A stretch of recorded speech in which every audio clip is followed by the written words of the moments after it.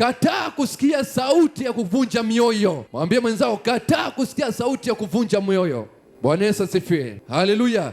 Kataa sauti ya kuvunja watu mioyo. Sikia sauti ya Mungu anasema nini kwa ajili ya maisha yako. Alidharauliwa na kukataliwa na watu, na alikuwa ni mtu wa huzuni mingi sana, kwa maana anajua amekuja duniani kutupatanisha na Mungu Baba. Haleluya. Lakini alipokuja akapata kwamba tunamkataa, tunamsema vibaya, tunamsengenya, tunamwonea wivu, akawa ni mtu wa huzuni mingi sana. Lakini hakuvunjika moyo. Alizidi kushika maono ya kile baba yake amemtuma duniani. Alizidi kufuata kile Mungu baba yake amemtuma duniani, kuja kutupatanisha na wepo na Mungu wetu. Mungu Baba alikuja kutupatanisha, alikuja kufanyika daraja. Bwana Yesu asifiwe. Huyo ndo namsema ni Yesu. Haleluya. Alikuja kutupatanisha, kufanyika daraja. Kwa maana akasema, mimi ndio njia, wa ukweli na uzima. Hakuna aendaye kwa Baba yangu pasipo kunipitia mimi. Yesu ndio njia ya kweli. Bwana Yesu asifiwe. Hauwezi kupata wokovu bila kumkubali Yesu Kristo peke yake. Hauwezi kupata uponyaji bila kumkubali huyu Yesu kwamba anaponya. Hauwezi kupata utajiri wa dunia hili bila kujua kwamba Yesu ndio anamiliki mali zote za dunia hii. Bwana Yesu asifiwe. Usitishwe na watu wa sehemu ile nyingine. Mali ambao wanatumia ni ya baba yetu, ni yetu, alituibia kisiri, ni yetu, ndio amechukua, ndio, lakini tunajua iko siku tutairegeshewa. Bwana Yesu asifiwe. Haleluya. Mtu uliokata kwa harufu ya maji inachipuka. Haijalishi umeitwa tasa miaka ngapi, ninajua kwamba fuata sauti ya Mungu. Usikatwe tamaa kwa huyu aliyesema kwamba utazaa. Hata kama Hana alichekelewa na Penina miaka mingi, lakini yeye ilifika siku akaacha kutoa sadaka. Hana aliambatana na mume wake, wanaenda Shilo kutoa sadaka. Anamlilia Mungu kwamba nibariki na mwana. Ukinibariki na mwana, hakusema wa kike, wa kiume. Bwana Yesu asifiwe. Kuna kabila leo hii ukizaa wana wa kike hawatambui kama umezaa watoto. Si ni kweli baba? Kuna tribe fulani ambao ukizaa wana wa kike hawatambui kama umezaa watoto, mpaka upate wa kiume. Keti chini baba. Bwana Yesu asifiwe. Ndipo Hana akatambua kwamba nitaomba mwana wa kiume ili kwamba walionicheka wapate kuniheshimu. Bwana Yesu asifiwe. Akawa kila wakati anatoa sadaka yake. Ninachosema kwamba usichoke kutoa sadaka kwenye madhabahu ya Bwana. Usichoke kusapoti huduma ya Mungu. Usichoke kumwabudu Mungu. Uwe kunanyesha, uwe kunyeshi, uwe kuna pesa au una pesa, usichoke kuja kwa ibada. Bwana Yesu asifiwe. Hana hakuchoka. Kila mwaka alikuwa anapanda mlima kwenda Shilo, akimlilia Mungu madhabahuni, nibariki na mtoto wa kiume. Huko anajua kwamba Penina ananicheka, amebarikiwa na watoto, lakini mimi sina mtoto. Nimeitwa tasa, nimeitwa mtu ambaye hana uwezo wa kuzaa. Lakini ilifika wakati wa Mungu kumbariki Hana, alimbariki na mtoto Samueli. Haleluya.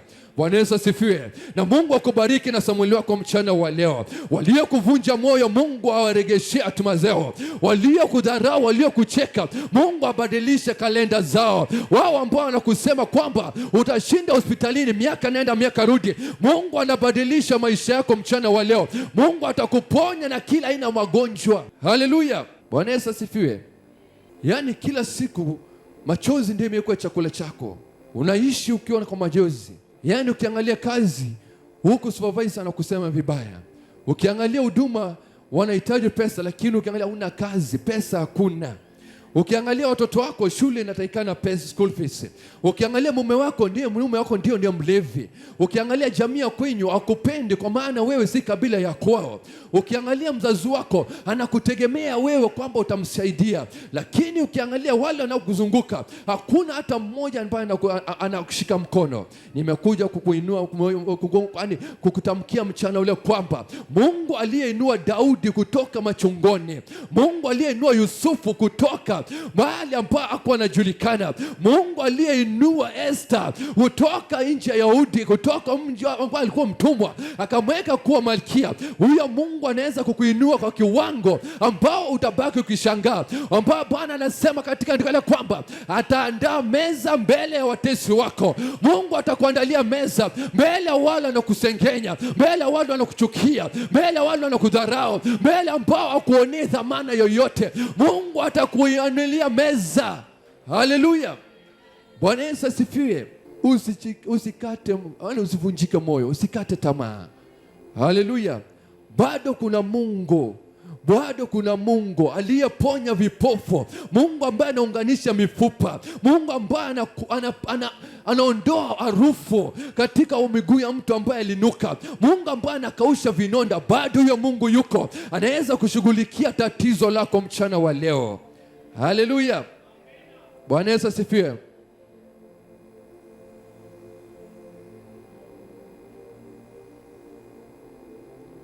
Wale ambao wanakudharau hawajui Mungu ana mpango gani na wewe, hawajui kabisa.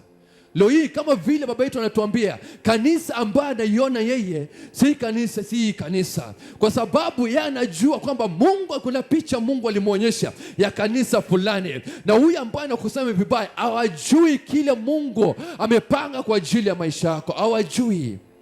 Bwana Yesu asifiwe. Ni vile Mungu wetu ni Mungu wa siri, hawezi kukufunulia kila mtu, anakufunulia wewe peke yako. Haleluya. Niposa maono ya Katoliki sisi sote hatuna, ni baba yetu ndio. Hata mama mwenyewe hana picha, ameonyeshwa tu akaambiwa yeye kuna 100,000 sita kanisa ambayo Mungu alionyesha nitajenga, lakini hiyo picha anaona, lakini picha kamili ambayo baba yetu ako naye ni yeye peke yake anaweza kutueleza. Bwana Yesu asifiwe. Basi kwa ile picha ambayo Mungu ako nayo kwa ajili yako, hakuna mwingine anayejua. Wako na photocopy peke yake, wewe uko na original photo. Wewe uko na original photo ya maisha yako. Unajua jinsi unataka kukua, unajua gari unataka kununua, unajua ile nyumba unataka kujenga, una picha kamili ya kile unataka kukua. Haleluya. Fuata hiyo picha, fuata haya maono, kwa maana Mungu anataka yakamilishe. Bwana Yesu asifiwe. Mungu anataka yakamilishe. Wewe ambao ulikuwa mwimbaji ukawacha kuimba, rudi kwa nafasi yako. Pahali ulipo si yako hapo. Wewe ulikuwa mwombezi ukawacha mambo ya kuja kuhuduma, ukawacha urauki huduma. Wapo mbeleni ulikuwa unarauka mapema sana, hakuna mtu angekuamsha kuja kwa ibada, lakini ilifika mahali ukasikia stori za watu kuhusiana na kanisa, kuhusiana na mchungaji, kuhusiana na kiongozi, ukawacha huduma. Inakuja kusema kwa sababu ya maisha yako kwamba rudi kwa nafasi yako. Rudi katika nafasi ambayo Mungu anataka ukue. Unajua vyema kwamba mahali nimesimama sistahili kuwa mahali hapa. Mimi nilikuwa mwimbaji lakini niliacha uimbaji. Mimi nilikuwa mwombezi nikaacha kuomba. Mimi nilikuwa kiongozi nikaacha uongozi. Rudi kwa nafasi yako. Bwana Yesu asifiwe. Hiyo sauti ambayo ilikuvunja moyo, hiyo sauti ambayo ilikutoa katika njia za Mungu, hiyo sauti ambayo ilikutoa katika mwelekeo wa Mungu, nimekuja kuitangazia kwamba waachane na wewe, urudi katika maisha yako, urudi katika huduma, urudi katika mafanikio yako, urudi katika kumtukuza huyu Mungu. Haleluya. Samueli wa kwanza mlango wa 16 mstari wa 7. Hii ni historia ya Samueli anapotumwa na Mungu kwa nyumba ya Yese kumpaka mtoto wa Yese mmoja mafuta. Mbwa Samueli mwenyewe hakuwa anajua ni nani. Bwana Yesu asifiwe. Hakuwa na picha ya mtu ya namna gani. Pengine alikuwa na picha kwamba huyu ambaye ninatumwa kwake ni mtu ambaye ni mtu wa miraba minne, ni mtu ambaye amekomaa, mrefu, ambaye ana misuli. Lakini alipofika pale, alipokuwa anaenda kumimina mafuta ku anoint one of the sons wa Yese, maandiko yanasema kwamba waliletwa wote, lakini katika hali ya kuwamiminia mafuta hakuna, Mungu akamwambia si huyo. Kwa maana nini? Samueli anatazama umbo wa nje. Bwana Yesu asifiwe. Samueli alikuwa anatazama umbo wa nje, Ndio tukafika mstari wa 6 ambao inasema, mstari wa 7, lakini Bwana akamwambia Samueli, usimtazame uso wake wala urefu wala kimo chake, kwa maana mimi nimemkataa. Bwana aangalii kama binadamu angalevyo. Bwana Yesu asifiwe. Maana wanadamu itazama sura nje, bali Bwana utazama moyo. Haleluya. Mungu utazama moyo wa mwanadamu. Kama vile alipomtuma Samueli kwa nyumba ya Yese, hakumtuma Samueli aende atazame umbo wa nje, kwa maana alijua ndio Yese ana wana wengi na kuna wale wakubwa wenye misuli wanafaa kuwa viongozi, lakini Mungu ana mipango mema kwa ajili ya Daudi. Haleluya. Ni kama mchana wa leo, Mungu ana mipango mema kwa ajili ya maisha yako. Mungu ana mipango mema kwa ajili ya ndoa yako.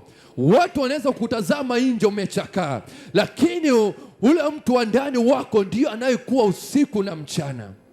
Bwana Yesu asifiwe. Watu wanaweza kuona umechakaa, mahali unapolala, mahali unapoishi hakupendezi, lakini wewe unapendezwa na kile Mungu anafanya kwa maisha yako. Haleluya. Bwana Yesu asifiwe. Mwambie mwenzako usitazame nje. Mwambie usinitazame nje, lakini tazama moyo wangu. Bwana Yesu asifiwe. Mstari wa 8 akasema, ndipo Yesu akamwambia Abinadabu, akampitisha mbele ya Samueli, naye akasema, Bwana hakunichagua huyu. Ndipo Yesu akapitisha Shama, naye akasema, wala Bwana hakumchagua huyu. Yesu akawapitisha wanawe 7 mbele ya Samueli. Samueli akamwambia Yese, Bwana hakuwachagua hawa. Bwana Yesu asifiwe. Kisha Samueli akamwambia Yese, watoto wako wote wapo hapa? Naye akasema, amesalia mdogo wao, na tazama anawachunga kondoo. Basi Samueli akamwambia Yese, tuma watu wakamlete, kwa sababu hatutaketi hata atakapokuja huko. Haleluya. Bwana Yesu asifiwe. Mungu hawezi kutazama umbo wa mwili wako jinsi ulivyo akakutumia akakuweka kwamba uwe kiongozi. Mungu anatazama moyo wako. Je, huyu anafaa kwa nafasi hii? Mungu hawezi tazama mali ulio nayo katika hii dunia. Mungu tazama moyo wako. Atazame kimasomo ambao umesoma. Daudi alikuwa mtoto mdogo sana. Ni mtu ambaye alikuwa amedharauliwa mno. Ni mtu ambaye hakuwa na misuli. Ni mtu ambaye hakuitwa kwa katika kikao ya kuchaguliwa viongozi ama kupakwa mafuta. Hakuhusishwa chochote katika familia ile, kwa maana alikuwa ni mtu mdogo sana. Hakuhusishwa kukiwa na karamu yoyote. Hakuhusishwa kufanya mipangilio yote kwa ajili ya familia. Ni mtu ambaye alikuwa amejulikana kwamba kazi yake ni kuchunga mifugo.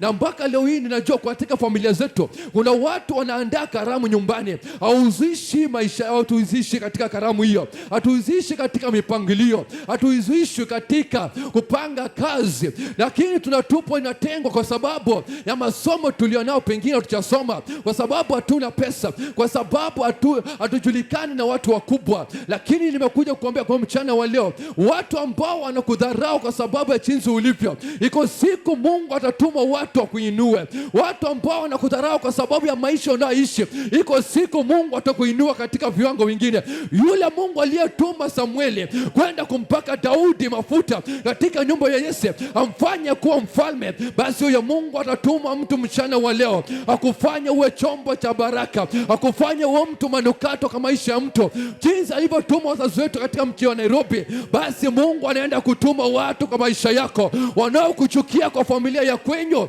kwamba wewe haufai kukua kikao. Wanakuchukia kwa sababu hauna kazi, wanakuchukia kwa sababu hutaoa, wanakuchukia kwa sababu hauna mtoto, wanakuchukia kwa sababu hauna gari. Mungu anasema mchana wa leo, usitazame maisha ambao unaishi, wale fuata maono yako, fuata kile ambacho Mungu ameweka katika maisha yako. Timiza maono ya Mungu jinsi Mungu anavyotaka. Hata kama una gari ni ndio, hata kama una pesa sawa, hata kama una suti sawa, hata kama una mavazi sawa, lakini Mungu anataka ufuate maono yake. Haleluya. Bwana Yesu asifiwe. Daudi hakuhusishwa kwa mipango ya familia, kwa maana alikuwa ni mtu mdogo sana, ni mtu aliyedharauliwa sana. Pengine umedharauliwa katika maisha yako. Nimekuja kutangaza katika anga yako kwamba usikate tamaa. Inua imani yako kwamba Mungu siku moja atanuinua katika viwango vingine. Wao waliyenifinyilia chini, Mungu atanitoa mikononi mwao, ataniweka juu zaidi ya yote, kama vile maandiko yanavyosema, nitaandaa meza mbele ya adui yako. Haleluya. Daudi alikataliwa. Daudi hakuhusishwa popote. Alijulikana kama mfugaji, alijulikana kama mtu mdogo, lakini ilipowadia siku ya Mungu kumuinua, ilipowadia siku ya Mungu kumtambulisha Daudi, hata dunia nzima ilishangaa. Maana Daudi aliyepakwa mafuta mara 3, alipakwa mafuta kutolewa uchungani, akapakwa mafuta kuwa mfalme katika nchi ya Israeli, akapakwa mafuta kuwa mfalme katika nchi ya Yuda. Basi huyo Mungu ndiye atakayekupaka mafuta, atakutoa katika dharau, atakutoa katika chuki, atakutoa katika kilio, atakutoa katika kukataliwa, atakuweka juu zaidi ya yote. Haleluya. Huyo ndio Mungu tunamjua. Huyo ndio Mungu tunafahamu mipango yake. Haleluya. Bwana Yesu asifiwe. Fungua nami kitabu cha Genesis 37 kuanzia 29 hapo. Karudi Rubeni birikani, kumbe Yusufu ayumo katika birika. Akararua nguo zake, akarudi kwa ndugu zake, akasema, mtoto ayuko nami niende wapi? Wakaitoa kanzu ya Yusufu, wakaichinja mwanambuzi na kuichovya kanzu katika damu.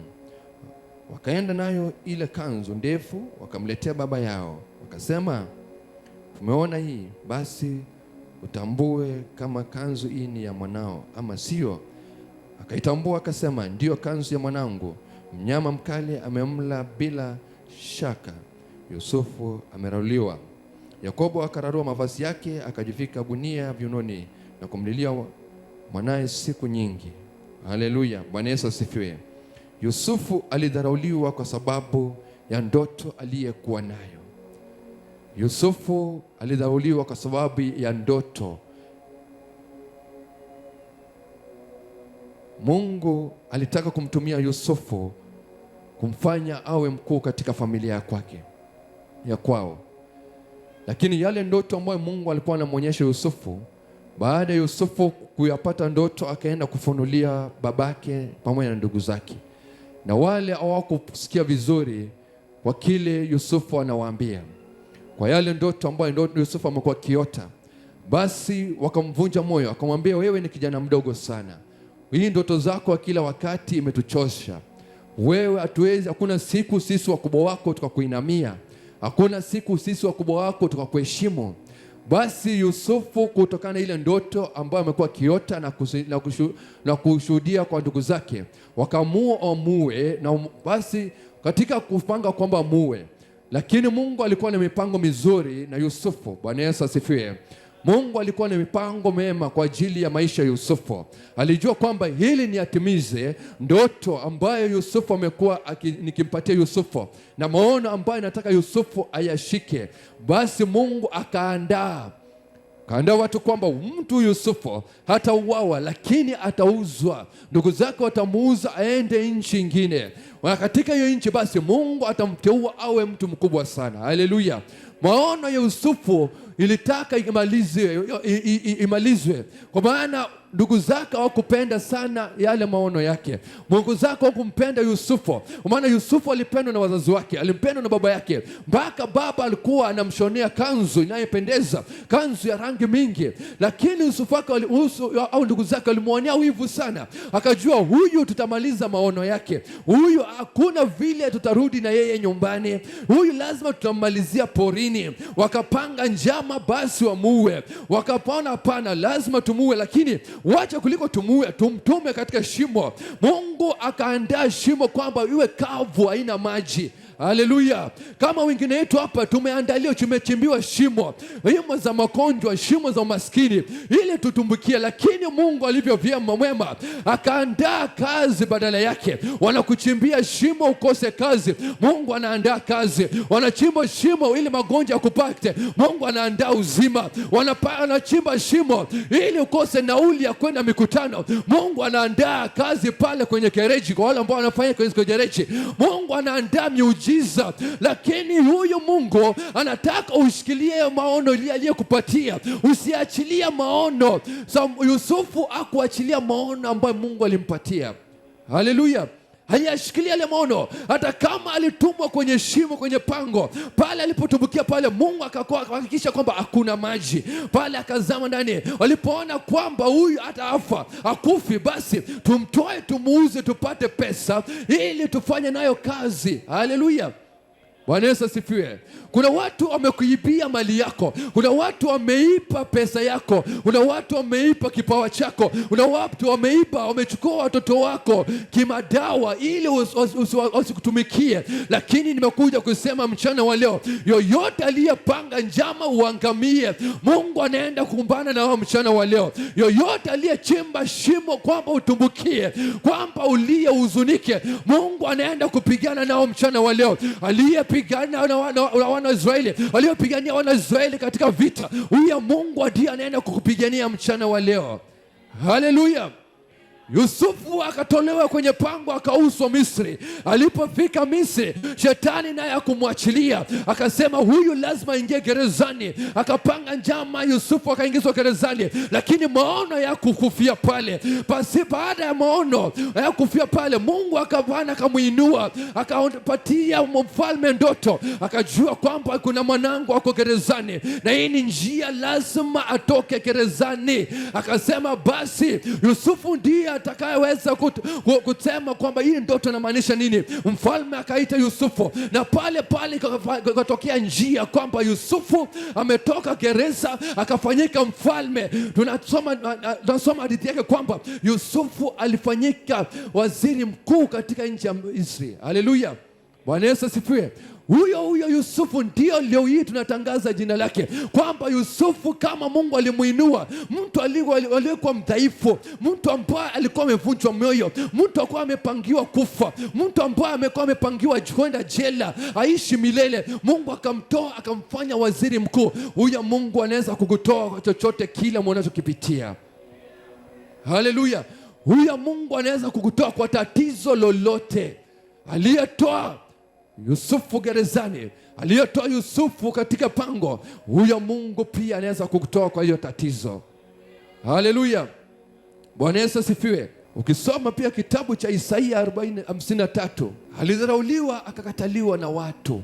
Huyo ni Yusufu ndiye aliyekadharauliwa. Huyo ni Yesu aliyedharauliwa. Huyo ni Daudi aliyedharauliwa. Isaia 40:53 mstari wa 3. Alidharauliwa. Ni wangapi wamekudharau katika maisha unaishi? Ni wangapi wamekukataa? Ni wangapi wanakusengenya? Ni wangapi wamekuchukia? Bwana Yesu asifiwe. Ni wangapi wamekaa kikao kwamba hawakutaki? Mungu anapotunga mimba kwa mtumbo wa mwanamke, mtoto anapozaliwa, kuna kitu Mungu ameweka ndani ya huyo mtoto. Bwana Yesu asifiwe. Hata kunyeshe kusinyeshe, wafunge wasifunge, kila kitu ambacho Mungu ameweka kwa maisha yako lazima litatimia. Lazima litatimia siku moja. Waende juu chini, waende kwa waganga, waende Uganda, waende Tanzania, kila Mungu ametaka ukue lazima utakuwa. Bwana Yesu asifiwe. Najua wakati mwingine mimi hufurahia sana na ile maisha Mungu ananipatia. Baba, ile nyumba nilijenga pale nyumbani, kete tu pale nyumbani nilipojenga baba, ilikuwa ni uwanja. Kama vile unasema kwa Bishop Muredi, ilikuwa ni uwanja, hauna chochote. Unaweza simama pale juu, hiyo shamba yote ilikuwa haina chochote. Mpaka chini kule hakuna chochote. Nilipoanza kujenga Isimba, kwa maana nilikuwa form 1 form 2. Na nilikuwa na maono ya manyumba ya mabati. Hata huwa naambia mke wangu, nilikuwa na maono ya nyumba ya mabati. Ushao nyumba ya kebo ya nyasi. Bwana Yesu asifiwe. Kebo ya nyasi. Bwana Yesu asifiwe. Nilijenga nyumba ya cable ya nyasi na nikaipiga partition vizuri ndani. Nikamwambia ndugu yangu anayenifuata, wewe room yako ndio hii ni yangu. Alafu huyu mdogo tutakaa na yeye. Utalala na yeye leo, mimi nalala naye kesho. Wewe leo, wewe kesho. Kwa sababu hatuna uwezo wa kununua kitanda, dadi nilitafuta miti. Pale kwangu sulio kuna miti mingi. Nilikata miti zinakaa kama panda, nikadunga chini, natengeneza 5x6 kitanda yangu. Bwana Yesu asifiwe.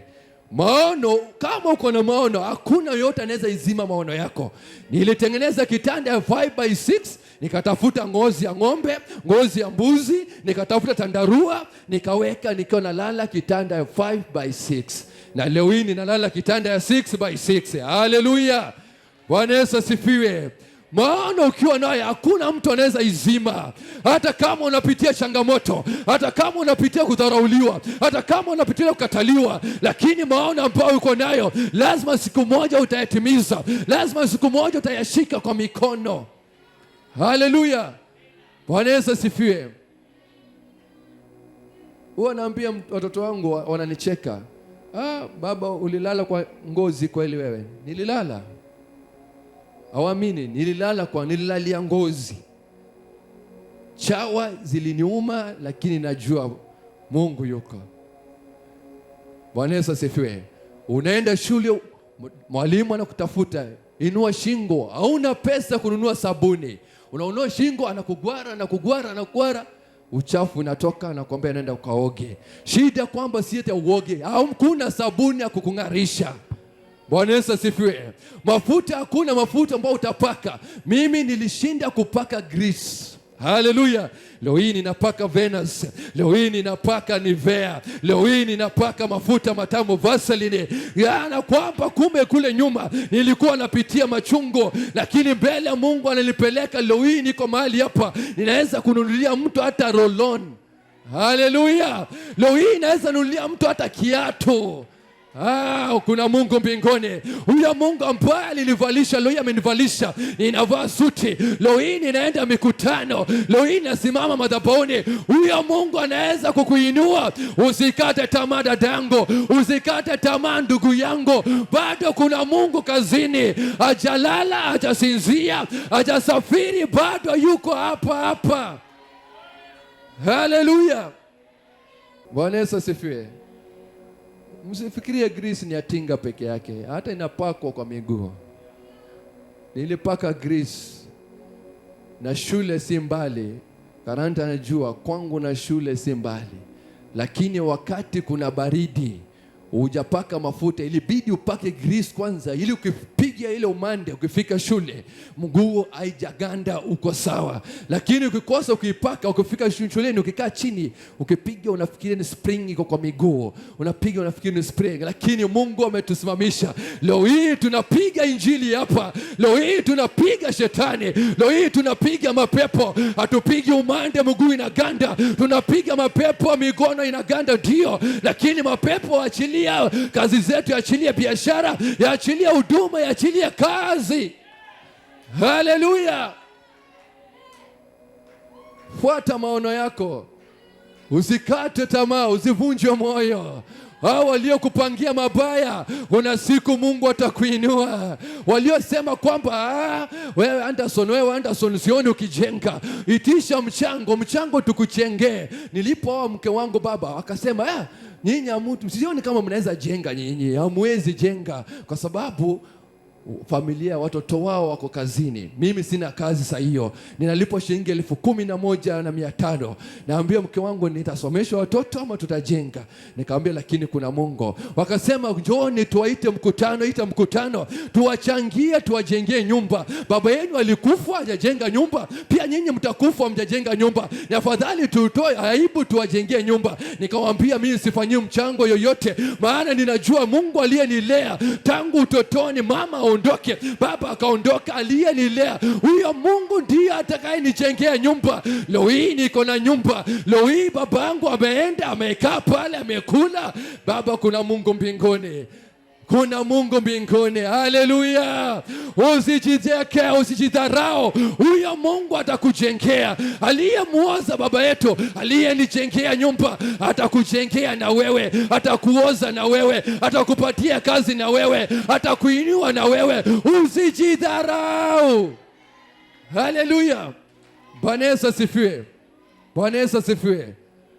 Walipoona nyumba imejengwa akasema, ni majini, ameenda kwa mganga, anaishi Mombasa. Huyu ameenda kwa mganga, lazima amevuka boda, ameingia Tanzania. Mganga wangu ni Yesu Kristo, aliniganga akanijenga, akanipatia mali. Mungu ameniinua, sijaenda kwa mganga yoyote dunia hii. Ninayemjua peke yake ni huyu Yesu Kristo.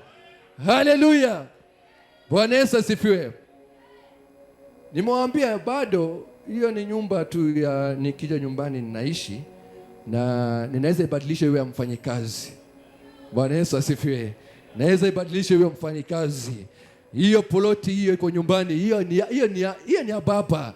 Kuna yangu ambayo iko mahali sijajenga. Kuna nyumba nitaiweka mahali ambapo mtafikiria kwamba kuna mfalme anaishi mahali fulani, kwa maana ninatambua huyu Mungu kwamba ana uwezo. Aliyembariki Yusufu, aliyembariki Yusufu, aliyemuinua Danieli, aliyemfufua Lazaro aliyekuwa amenuka, huyo Mungu bado yuko mchana wa leo. Haleluya! Bwana Yesu asifiwe. Wanaambia mke wangu, ukiona nakutaka nikule chapati, wacha nile chapati. Kwa maana chapati niliyojua mimi, unaenda kutafuta mabaki. Pale kwetu tunarudi tunapanda ngano sana. Ungeonekana kwa shamba mtu unatoa ngano bila kuomba, ulikuwa unatukanwa vibaya. So unangoja wavune, wakimaliza kuna mahali mashine ifiki kwa kona hapa. Na ndio unaenda kuchuna ngano na ikata na inaitwa nini ile ukata nyasi. Kuna ile hiyo unaikata vizuri, unakuja unaipiga, unapata korogoro moja. Hiyo ni ngano. Bwana Yesu asifiwe. Tunaishaga chapati ambao ukisukuma hivi hata unakula tu moja. Bwana Yesu asifiwe. Yani ni kama haijatolewa chochote, iko brown. Haleluya! Wacha leo hii ile chapati jamani. Mimi sikula chapati nikiwa mdogo, sikunywa chai ya maziwa sio nikiwa mdogo, sikula nyama nikiwa mdogo. Haleluya! Nilikuwa hata makoko abi nilikuwa na yeye. Nilimwambia story, mimi ningeonekana ninakula mnaitanga nini ile sufuria ile koko, sima ikipikwa sufuria ilikuwa inafichwa, kwa sababu hatutakikani inafichwa. Ikishafichwa mahali, asubuhi tunakunywa chai rangi bila sukari. Bwana Yesu asifiwe. Sima iligawanywa, iliyobaki iligawanywa, watoto wakapewa, sisi tukalala. Asubuhi ni bila chai. Lakini leo hii Mungu ametufanya baraka kwa watu. Bwana Yesu asifiwe. Leo hii Mungu ametufikisha mahali hapa tulipo. Haleluya. Juzi nikaenda nyumbani nikamwambia Dominic, naomba nikumbuke tu maisha ya kitambo. Leo mimi sitakula mkate, sitakula chapati. Hii koko hii na chai ni kama Weetabix. Haleluya. Bwana Yesu asifiwe. Kama hujawahi kula koko, basi ukupitia tatizo. Kama hukuwahi paka grease kwa miguu, hukupitia shida yoyote. Kama hukuwahi kunywa chai rangi bila sukari na ukaenda shule, hukupitia shida yoyote. Mungu anakupenda. Haleluya. Mungu anakupenda, lakini hatukukata tamaa, hatukuvunjwa moyo. Leo hii tuko mahali tumesimama. Ndugu zangu wakiwa ng'ambo, ninawaambia ndugu zangu, mimi ninawapenda sana. Na ninampenda huyu Mungu kwa maana amewaibisha. Kwa maana maandiko yanasema ataandaa meza mbele ya adui zetu. Tayari aliandaa. Ndugu zangu wa mataifa nje, mimi ninaambiwa kuja, naambia tulia, bado nitakuja siku najisikia. Wacha nikae taifa la Kenya, wacha ninyonye kwa baba yangu, wacha ninyonye kwa mama yangu. Nitakapokuja pale, tunakuja tukupiga injili, tunakuja kupiga injili. Haleluya. Wengine kazini wananiambia, kwa nini uishi taifa la Kenya ambayo iko na mateso hivi, shida, hakuna pesa? Si uende Amerikana ndugu zako wako. Nikamwambia hapana, mimi nafuata maono yangu, niko hapa, najua kile nataka, nitaenda kiinjili huko. Nitaenda tu naambia baba na mama, jitayarisheni ndege twende. Tumealikwa tukae mwezi moja tupige injili turudi. Kama ni Canada tutaenda, lakini Kenya tuko hapa kuishi, kutonya, kupokea kutoka kwa Mungu. Kwa maana Mungu anasema ninajua kwamba ninawazia mawazo mema, ni mawazo kuwapa matumaini, ni mawazo kupeleka mataifa nje. Haleluya. Baba, tutaenda Marekani. Jana najua mimi nikikaa mbali na baba yangu na mama yangu nasikia uchungu sana, nasikia hata kulia. Bwana Yesu asifiwe. Yaani Mungu ananipatianga wazazi wengine, nasikia uchungu sana mpaka nikamwambia baba, nilipatana na yeye Tuesday ama Wednesday. Nikamwambia baba, nitakutafuta. Na si ati niko na story nyingine, nikae tu na yeye nimuone kicheka na mimi pia niko sawa. Bwana Yesu asifiwe. Kama upendi wazazi wako, basi upendo wa kweli utatamani kumtafuta hata akiwa wapi utaenda. Bwana Yesu asifiwe. Akaniambia, unajua nimetoka Maua na Bishop ameenda nje za nje, South Africa, nafikiri apitia Angola kisha arudi. Anaanzia Angola aende South Africa. Bwana Yesu asifiwe. Huyo ni Bishop wa Full Gospel Meru. Angola, South Africa, arudi. Bwana Yesu asifiwe. Alafu tena leo amesema kuna mtu pale alikuwa anaosha kanisa, mtenda kazi, amesafiri mataifa mpaka passport either ni ya 32 pages, ni ya 42 pages, ni ya 64 pages, lakini zimeisha ngapi? 2. Baba, tunaenda huko. Tunaenda pale. Nikashanisha kwamba kama Ezekiel mwenyewe mtumishi wa Mungu ako na mkutano Meru, wakati alikuwa na kanisa Shanzu Mombasa, mimi nimefika pale, hakuna mtu angejua kwamba ule mtumishi wa Mungu ataenda mataifa nje kuhubiri injili. Hakuna. Wangemwambia nitaenda kuhubiri mataifa nje, watu wangemchenka. Wangemwambia wewe akili zako sifanyi. Hapa hujatoka hata Mombasa, hujaenda Nairobi, utaenda nje. Bwana Yesu asifiwe. Mtumishi wa Mungu ng'anga hapa akiwa railways pale anahubiri, anasema nitasafiri mataifa nje kuhubiri injili. Watu walimkosa akili. Kama wengine wetu leo hii tunakosa baba yetu akili. Anasema huyu anasema kanisa kubwa, na hii kanisa yenyewe hata haijajaa. Hii kanisa wenyewe hatuna viongozi. Hii kanisa yenyewe hatuna uimbaji. Hii kanisa yenyewe hatuna watu wa media. Ndio, lakini mawazo ya Mungu si kama ya wanadamu. Tutafika mahali Mungu anataka twende. Haleluya. Tutafika mahali Mungu anataka twende. Shika njia yako, fuata kile Mungu amefanya, anataka ufanye, fuata maono yako, na hayo yote tumwachie. Maana anasema mali na fedha ni zangu. Hii kazi si yangu na si ya apostle. Sisi wote ni watenda kazi. Bwana Yesu asifiwe. Isipokuwa tu kwamba lazima Mungu ateue mmoja wa kiongozi. Bwana Yesu asifiwe. Haleluya. Hata kwa kampuni ya Muhindi, nyinyi nyote ni mtenda kazi. Isipokuwa tu kuna viwango. Lazima kuwa kuna manager, kuna supervisor, kuna director, kuna general manager, kwa sababu ili kazi isonge. Lakini mwenye kazi ni nani? Ni ule Muhindi. Bwana Yesu asifiwe. Usikate tamaa ndugu yangu. Usikate tamaa dadangu. Amerika tutaenda. Tanzania tutaenda. Uganda tutaenda. Ibada, mahubiri lazima watu wasikie. Kuponywa lazima waponywe. Kufunguliwa lazima wafunguliwe. Kubarikiwa lazima wabarikiwe. Haleluya. Bwana Yesu asifiwe. Nani anajua pengine hata mavazi itabadilishwa hadi pengine tutakuwa tunavaa hata suti. Haleluya. Ezekiel alikuwa anavaa suti, alikuwa anavaa ile nguo yake kanzu. Sasa alikuwa anavaa shati na trouser na ni bagi. Haleluya. Lakini leo hii ana kanzu ya huduma. Atembee town kununua shopping yako nayo. Neema ikibadilika, vaa kama mtu aliyebarikiwa Bwana. Bwana Yesu asifiwe. Haleluya. Kudharauliwa ni ishara ya kubebwa na Mungu. Watu wakikudharau wamaanisha kwamba, yani watu wakianza kukudharau wanakuchukia, hawataki chochote ambayo inapatanishwa na wewe, basi tayari inaonyesha kwamba Mungu amekuinua. Bwana Yesu asifiwe. Watu hawezi kuchukia kitu ambacho kiko chini. Haleluya. Mtu hawezi kukuchukia kama uko chini yake. Lazima uko juu yake ili akuchukie. Bwana Yesu asifiwe.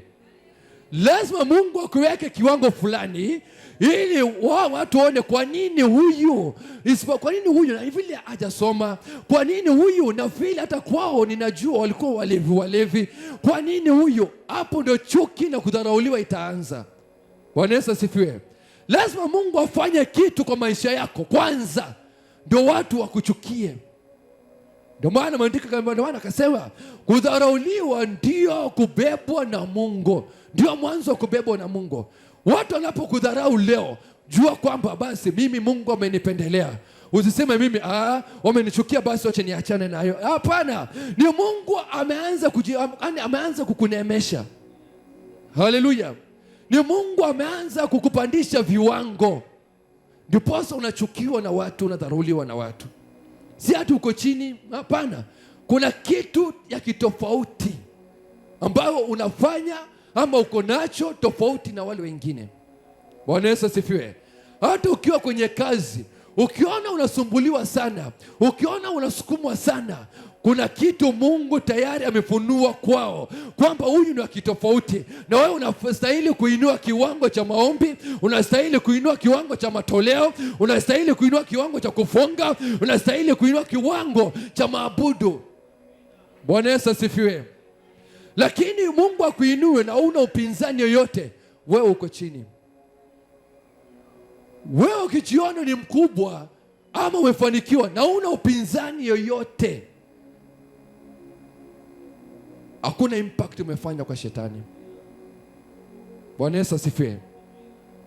Lazima shetani afeel impact na atafute watu ambao atawatumia kukupiga vita. Lazima Mungu amekuinua kiwango fulani, shetani akafeel the impact, akaona huyu anaenda kiwango kingine, akatafuta watu huyu wachochee utolewe. Bwana Yesu asifiwe. Neema kiongezeka, ongeza maombi. Kicheo kiongezeka, ongeza huduma yako. Bwana Yesu asifiwe. Neema kiongezeka, dada usikose kuomba. Bwana Yesu asifiwe. Sio unafunga leo Flora, unatafuta mume, kesho amepatikana, unawacha kuja huduma. Haleluya. Bwana Yesu asifiwe. Keti chini. Kwa maana watu wanafunga kutafuta kwambia Mungu nipatie wa kwangu. Mungu nipatie. Akishakupatia unaona sina lingine ya kuomba, siache ikae. Haleluya. Ukiomba na uone Mungu amekujibu, inua kiwango tena nyingine, kwa maana shetani atakuja kuiondoa hicho ambacho Mungu amekupa. Haleluya. Bwana Yesu asifiwe. Mkuze mwenzako, mwambie inua kiwango cha maombi. Samueli wa kwanza mlango wa kwanza. 1 Samuel chapter 1 verse 14. From verse 14. 1 Samuel chapter 1 verse 14 to 16. Ndipo Eli akamwambia, je, utakuwa mlevi hata lini? Achilia mbali divai yako. 15. Hana akamjibu akasema, asha bwana wangu, mimi ni mwanamke mwenye roho ya huzuni. Mimi sikunywa divai wala kileo, ila nimeimimina roho yangu mbele za Bwana. 16. Usimdhanie mchakazi wako kuwa ni mwanamke asiyefaa kitu. Bwana Yesu asifiwe. Ona mpaka Eli ameona huyu ni mlevi. Huyu hapana. Kinzi vile anaomba huyu lazima amekunywa divai. Kwa maana hajawahi kumwona Ana anaomba kiwango kile. Bwana Yesu asifiwe. Kumbe Ana alikuwa anajua kile anachokitaka moyoni mwake, kwamba amefunga safari, ameenda Shilo, na pale akajua madhabahuni ndipo ndapokutana na hitaji langu. Haleluya. Ndipo ndapokutana na miujiza. Akiwa katika hali ya kuomba, Eli akaona huyu ni mlevi. Akamwambia, mwanangu, mbona umekunywa divai? Mbona umekuwa mlevi namna hiyo? Akasema, pana la hasha, mimi sijakunywa divai yoyote, bali nimemimina moyo wangu mbele za Bwana. Haleluya. Akamwambia nimemlilia Mungu anibariki na mtoto. Na katika ile hali ya kwamba Mungu aliangalia moyo ya Hana na akaona machozi anayotoa, na kwamba huyu Hana hakukusikia chochote ambayo Penina alisema. Huyu Hana hakuvunjwa moyo hata kukata tamaa, alizidi kunitafuta Mungu, ndipo akambariki na mtoto wa kiume ambaye ni Samueli. Haleluya, Bwana Yesu asifiwe. Haleluya. Sijui mchana wa leo ni nini unataka Mungu akupatie. Sijui mchana wa leo unataka nini Mungu akuneemeshe nayo. Sikiliza vile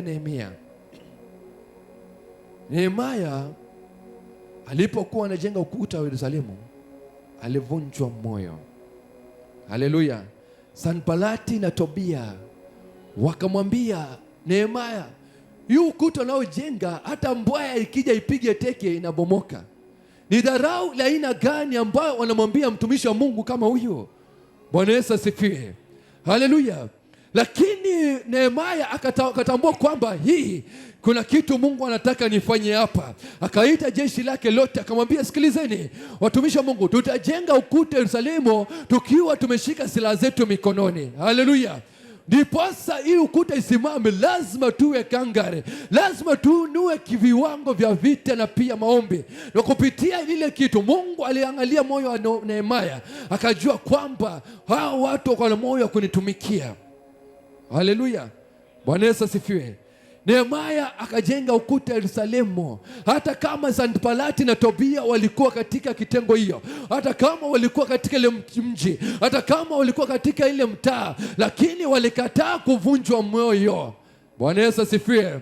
Nimekuja kutamka katika maisha yako, Sanbalati na Tobia waliotumwa kwa ajili ya maisha yako, Sanbalati na Tobia ambao wametumwa kinyume na huduma yako, huyo Sanbalati na Tobia waliotumwa kuvunja moyo, nimekuja kukuondoa katika maisha yako. Ninatangaza kwamba mchana wa leo, wao ambao wanakuvunja moyo, wao ambao wanakukatisha tamaa, wao ambao wanakuondoa katika maono yako, wao ambao hawataki kuona kwamba unasonga mbele, Mungu ashughulike na wao. Ninatangaza kwamba Mungu atakuinua viwango vingine. Ninatangaza kwamba Mungu ataondoa ambao wanakukata miguu unapojaribu kusimama. Una watu wanakukatakata miguu unapojaribu kufunga. Una watu wanakuambia njoo, kuna nyama imechinjwa mahali fulani.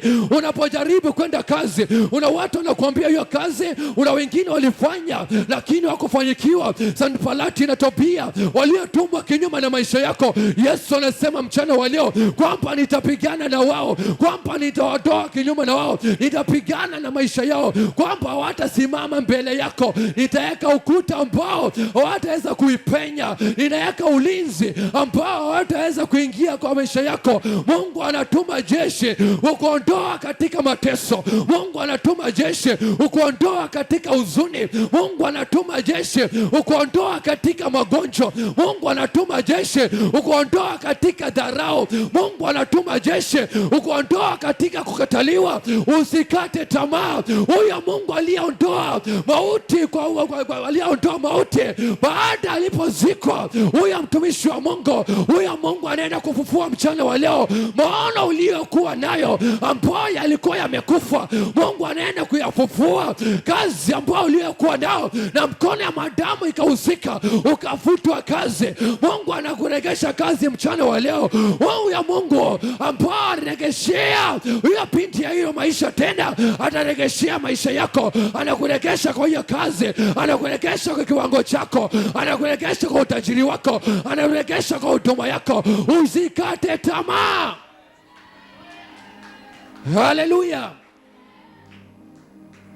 Lazaro alipokuwa kaburini, walijua tumemalizana na yeye, hata ananuka huyu hawezi fufuka. Lakini mipango ya Mungu ilikuwa kwamba Lazaro lazima afufuke ili wajulikane kwamba kuna Mungu mbinguni.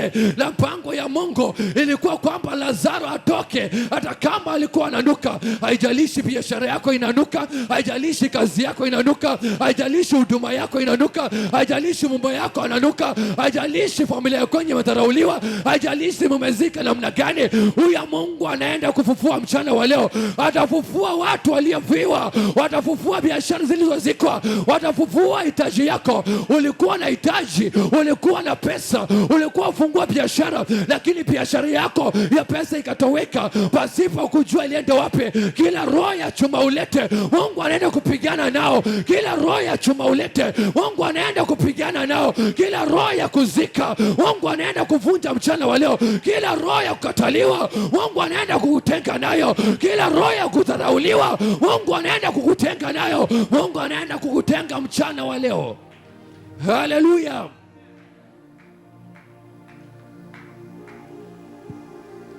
Haleluya. Haijalishi wamekusema kiasi gani, haijalishi wamekusengenya kiasi gani, haijalishi wamekukaa kikao wakutoe kwa hiyo boma. Ninachojua kwamba Mungu, mipango ya Mungu si kama ya mwanadamu. Kazi ya Mungu haifanani na ya mwanadamu. Mungu anasema nilikujua tangu tumboni ya mama yako, ndiposa nikakuteua ukawa mwimbaji, ndiposa nikakuteua ukawa mhuduma, ndiposa nikakuteua ukawa kiongozi, ndiposa nikakuteua ukawa mwanamke katika boma hiyo. Usikate tamaa ndugu yangu, bado Mungu anakupenda. Uregelee huyu Mungu tu, uregelee kidogo tu, inua imani yako kidogo tu, uregelee huyu Mungu. Ataonyesha mambo makubwa, atakufunulia mambo makubwa. Usikate tamaa, hata kama maisha ni magumu, hata kama ulilala njaa jana, hata kama watoto hawajaenda shule, hata kama hujalipa rente, utafute Mungu wiki kidogo tu. Kwa siku machache haya anajifunua ndani yako, anajifunua ndani yako, atakutofautisha na wale wengine. Haleluya. Mregelee Mungu kidogo tu, utafute Mungu kidogo tu ashughulike na matatizo ya kwenyu. Utafute hata Mungu leo peke yake. Usitazame ndugu yako, usitazame dada yako. Huyo Mungu anahitaji imani yako. Akasema niregeleeni mimi, niregeleeni mimi, niregeleeni mimi, kwa maana ninawajua vizuri. Niregeleeni mimi. Niposa na Musa, niposa mtumishi wa Mungu ambaye tunasoma andiko lake kwamba Mungu alijua huyu ni mtumishi wangu.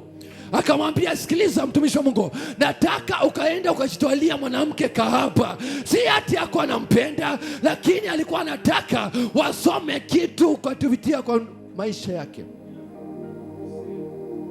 Haleluya. Hosea alikuwa mtumishi wa Mungu tu, lakini akamwambia, sikiliza, enda jitwalia mwanamke kahaba. Kwani Mungu hakuwa anampenda Hosea? Alikuwa anampenda. Ni upendo wake alikuwa anataka kwamba aonyeshe kwamba hata kama umetenda dhambi bado Mungu anakupenda.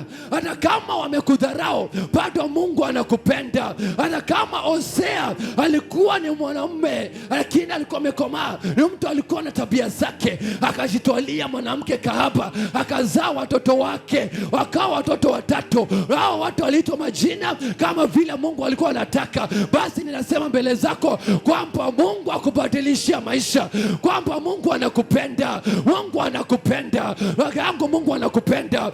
Inua imani yako tu, inua imani ya kumwabudu Bwana, inua imani ya kumwabudu Mungu, inua imani ya kumwabudu Mungu. Si lazima usukumwe, si lazima upembelezwe, si kwamba watu wakufanya kikao, lakini inua imani yako. Haleluya. Ni kitu gani ambacho kimekutoa katika njia zako, njia za Mungu? Ni watu wamekuletea masengenyo, watu wamekusengenya ukasikia kutoka kwa rafiki yako, watu wamekusema kupitia kwa jamii yako, watu wamekusema kwamba huyu hatuoni akioleka, watu wamekusema huyu hatuoni kama ataenda kazi, watu wamesema huyu amezoea kutupigia simu akiombaomba, watu wamesema watu wamekuwa watu wa kuzika kila mwaka. Umekuwa ukichumbia, wanasema huyu tumezoea, anachumbia anaachwa, anachumbia anaachwa, huyu tumemzoea. Ni nani huyu ambaye alikuja akakwambia kwamba hiyo maisha unaishi kwamba ni maisha yanakupendeza? Lakini Mungu anasema mchana wa leo, Mungu anasema na wewe mchana wa leo, kataa kusikiliza sauti za wanadamu. Kataa kusikiliza sauti za wanadamu, fuata sauti ya Mungu. Haleluya.